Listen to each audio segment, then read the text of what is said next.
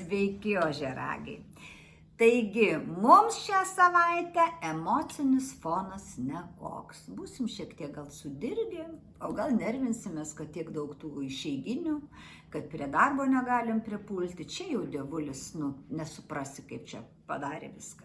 Bet džiugi žinia ta, kad mums labai geras, metas dėl darbo. Vis tiek darbas bus mums pirmoj vietoj ir svarbiausia, kad jisai seksis. Kurie dirbate kažkokią rutininį darbą, tai tikrai pamatysite, kad greičiau apsidirbote, kad gal kokias ataskaitas anksčiau pridavėte, ar ten greičiau jas nuveikėte. Tai yra šitie dalykai puikus. Taip pat, nežiūrinti tai, kad nuotaika tokia bus vidutiniška, pas jūs labai daug energijos bus. Ir tą energiją vėlgi panaudosite tikrai labai geriem kūrybiniam dalykam.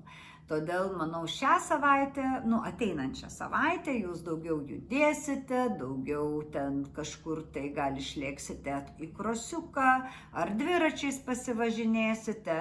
Žodžiu, vietoj nenusėdėsite, nes jausitės labai energingi ir žvalūs.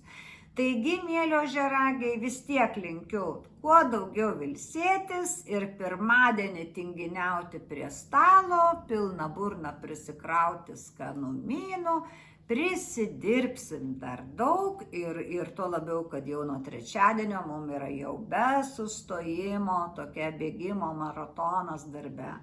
Taigi myliu, bučiuoju, gražios vasaros ir iki kitos savaitės. Ate.